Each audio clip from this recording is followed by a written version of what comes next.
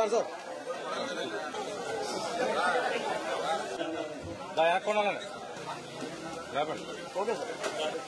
వచ్చినటువంటి వరదలకి మరి అకాల వర్షాలకి ఏదైతే నష్టపోయారో రైతులు కూడా ఆదుకోవాలని చెప్పి సాక్షాత్తు మన వ్యవసాయ శాఖ మంత్రి అచ్చెన్నాయుడు గారు కూడా మన పశ్చిమ గోదావరి జిల్లా పర్యటించడం జరిగింది. అచ్చెన్నాయుడు గారితో పాటుగా ఈ ప్రకృతి విపత్తుల శాఖ కూడా హోం శాఖ ఏదైతే నిర్వహిస్తున్నారో వంగలపూడి అనిత గారు కూడా మన పశ్చిమ గోదావరి జిల్లా రావడం జరిగింది. అంటే ఒక వర్షం వస్తే ఎక్కడో అమరావతిలో ప్యాలెస్లో పడుకోవాలా, గత ముఖ్యమంత్రి మాదిరిగా ప్యాలెస్లుగా నిద్ర పోవాలా.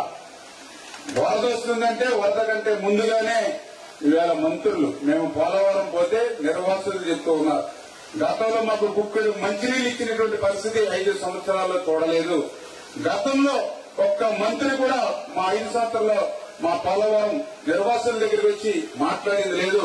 ఈవేళ 4 మంత్రులు వచ్చారు మా దగ్గరికి అని చెప్పి సాక్షాత్ నిర్వాసితులు సైతం సంతృప్తి వ్యక్తం చేశారని. ఈ ప్రభుత్వం ప్రజాప్రభుత్వం కాబట్టి ప్రజల దగ్గరికి వెళ్లి మేము పనిచేస్తాం, క్షేత్ర స్థాయిలో సమస్యలు తెలుసుకుంటాం. అందుకే నాట్లు వేసి ఎవరైనా పంట నష్టపోతే దాన్ని నమోదు చేసి అది కూడా పారదర్శకంగా కఠినమైన నిబంధనలు లేకుండా పారదర్శకంగానే వాటిని నమోదు చేసి వాళ్ళకి ఇన్పుట్ సబ్సిడీ ఇచ్చి వాళ్ళని ఆదుకోవాలనేది ఒకటి.